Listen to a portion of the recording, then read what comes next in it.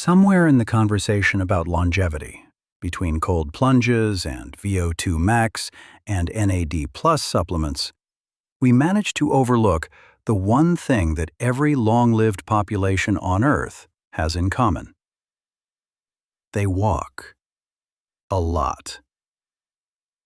Sardinia, Okinawa, Ikaria, the blue zones, the pockets of the world with the highest concentrations of people who live past 100.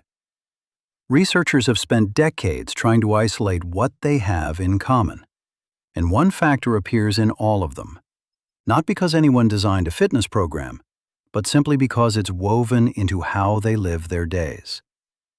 They don't sit still. They walk to the market. They walk to see neighbors. They walk uphill because that's where the village is. Now, here's what the science says about the exercise that doesn't feel like exercise. A 2023 meta-analysis in the European Journal of Preventive Cardiology, 17 cohort studies, 226,889 participants, found that every 1,000 steps per day was associated with a 15% reduction in all-cause mortality. And for cardiovascular death specifically, even just 500 additional steps per day was associated with a 7% reduction in risk. That's from walking, not from a gym, not from a prescription, from putting one foot in front of the other more than you currently are.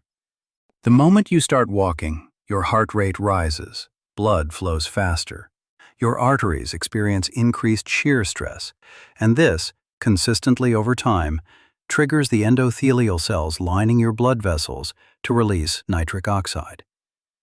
Nitric oxide dilates the vessels, reduces arterial stiffness, and lowers resting blood pressure. Regular walkers show measurable reductions in LDL cholesterol and meaningful improvements in HDL. A 2023 review in Geroscience confirmed that walking briskly for 30 minutes a day, 5 days a week, is associated with significantly lower risk of cardiovascular disease, stroke, and heart failure. Think of it this way. Every walk you take is a controlled stress test for your cardiovascular system. And a heart that's regularly challenged by moderate effort becomes more efficient at rest. Lower resting heart rate, better recovery, a longer runway. Every step you take delivers a small, rhythmic pulse of blood to your brain. But the effects go far beyond circulation. Walking increases the production of BDNF, brain-derived neurotrophic factor, a protein sometimes described as fertilizer for neurons. BDNF supports the growth and maintenance of brain cells, strengthens synaptic connections, and is particularly associated with the hippocampus, the region of the brain most critical for memory and most vulnerable to age-related decline. The dementia data is particularly striking. A 2022 study in JAMA Neurology following 78,430 adults found that even 3,800 steps per day was associated with a 25% reduction in dementia risk. The benefit started at levels most people could reach with modest effort. Walking also reduces cortisol, the stress hormone that, when chronically elevated, accelerates hippocampal atrophy. And it triggers the release of endorphins and serotonin, making it one of the most consistently effective, zero-cost interventions for anxiety and low mood in the research literature. Here's one of the most underused pieces of walking science. A 2023 systematic review with meta-analysis in sports medicine concluded clearly. Walking has a greater beneficial impact on postprandial blood glucose when done as soon as possible after a meal. When you walk after a meal, your skeletal muscles begin absorbing glucose directly from the bloodstream, reducing the demand on insulin and flattening the glucose peak. Even 10 minutes makes a measurable difference. 30 minutes substantially reduces the entire curve. This matters for everyone. The post-meal walk is free, requires no equipment, and takes 10 minutes. It may be the highest return 10 minutes of your day. Let's talk about what the best available evidence actually says about how much you need to walk, because the answer might surprise you in both directions. The most comprehensive analysis to date is a 2025 meta-analysis in The Lancet Public Health. 57 studies from 35 cohorts. The dose-response curve is nonlinear, with an inflection point at around 5,000 to 7,000 steps per day. The biggest gains come from moving from very few steps to a moderate amount. Above 7,000, the curve flattens. More is still better, but the returns diminish. The 2022 Lancet meta-analysis confirmed this and added an age nuance. Mortality risk levels off at 6,000 to 8,000 for older adults and 8,000 to 10,000 for younger adults, both well below 10,000. So where did the number 10,000 actually come from? It was not a clinical trial. It was not a public health guideline. It was a marketing campaign. In 1965, a Japanese company called Yamasa Tokei Keiki launched the world's first consumer pedometer, the Manpo K. In Japanese, Manpo, written Wanpo, means 10,000 steps. The Japanese character wan, meaning 10,000, was said to visually resemble a person mid-stride. The timing was deliberate. Japan was awash in post-Olympic fitness enthusiasm. Dr. Yoshiro Hatano of Kyushu University had calculated that 10,000 steps equated to roughly 300 to 400 kilocalories per day. But the number was never tested against other step counts for health outcomes. It was chosen because it was round, catchy, and marketable. The number traveled through Fitbit and Apple Watch and every health app on the planet. Public health organizations picked it up. A marketing number became a clinical-sounding prescription. What the science actually says: 10,000 steps is a perfectly reasonable goal. It's not wrong. But it's also not the threshold below which you're failing. The biggest gains come at much lower step counts, and every additional step beyond your baseline has value, regardless of whether you hit 10,000. Here's the rules. 4 rules, all achievable, no gym required. Rule 1. Find your baseline, then beat it by 10%. Wear your phone or tracker for 3 normal days.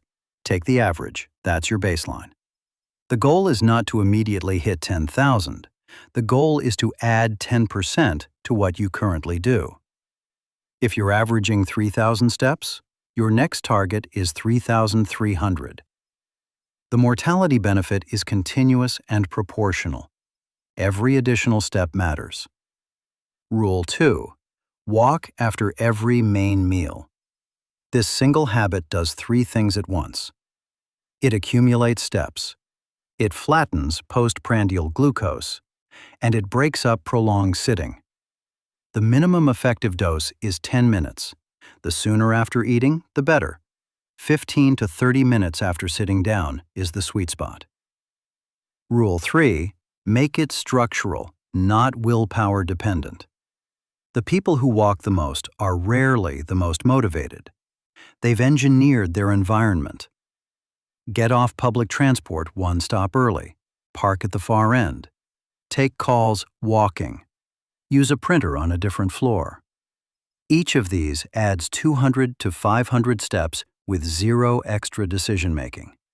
Stack 3 of them, and you've meaningfully shifted your baseline before your first intentional walk. If you want to integrate steps like this into your daily routine, consider subscribing. We break down the science of longevity every week so you can build a measurably healthier lifestyle. Rule 4. Add pace to multiply the benefit. Brisk walking, above 5 kilometers per hour, shows significantly greater reductions in cardiovascular and all-cause mortality compared to slow walking, even at the same step count. Brisk means slightly breathless, but still able to talk. Your heart rate is elevated.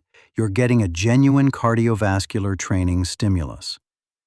Research shows brisk walking improves VO2 max, one of the single strongest predictors of longevity in the literature. Now, a question people always ask: how many calories does a 20-minute walk actually burn? A 70-kilogram person walking at a moderate pace, around 5 kilometers per hour, burns approximately 82 kilocalories in 20 minutes. At a brisk pace of 6.5 kilometers per hour, that rises to roughly 117. In food terms, that's 1 medium banana, 1 slice of whole grain bread, or 1 large apple. A flat white, about a third of a chocolate bar. Done 5 times a week, that's 410 to 585 kilocalories. The honest takeaway? Walking is not primarily a calorie-burning tool. Its cardiovascular, metabolic, cognitive, and longevity benefits massively outweigh the calorie equation. The calorie numbers are interesting context. They are not the reason to walk. 3 practical ideas for building walking into your day. Idea 1. The podcast protocol. Pick one podcast, audiobook, or playlist, and only listen to it while walking. The anticipation of the next episode becomes the motivation. Many people find this becomes the most consistent habit of their week. Not because they love exercise, because they want to know what happens next. Idea 2. The lunch loop. Map a 10 to 15-minute walking loop from wherever you spend your days. Walk at every lunch. Same route. No decisions. The consistency of the route removes the friction. 1 to 1,500 extra steps per day, plus a post-meal glucose benefit, without rearranging your schedule. Idea 3. The walking meeting. For any one-on-one conversation, propose a walking version. Research shows walking increases creative thinking and makes conversations feel more candid. 1 walking meeting per day adds 1,500 to 2,500 steps. You accumulate movement while doing work. It's the closest thing to a free productivity upgrade. Here's what makes walking unusual in the landscape of longevity interventions. It doesn't require equipment. It doesn't require a membership. It doesn't require a recovery window or a protein shake. It doesn't injure you. It doesn't burn you out. And it doesn't require motivation to sustain. Once it's structural, it just happens. And yet, the average person in a developed country walks fewer than 5,000 steps per day. Researchers estimate that physical inactivity is directly responsible for over 5 million deaths per year globally. We have the most evidence-backed, most accessible, lowest barrier longevity intervention in human history. And most people are sitting through it. The Banach meta-analysis found that every 1,000 additional steps per day was associated with a 15% reduction in all-cause mortality. That means the person who walks 6,000 steps instead of 5,000 is, statistically, already doing something that matters. Not a marathon, not a gym circuit. 1 extra 1,000 steps, roughly 8 to 10 minutes of walking.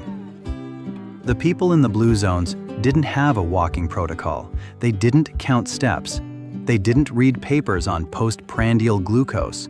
They lived in places where movement was built into the architecture of daily life.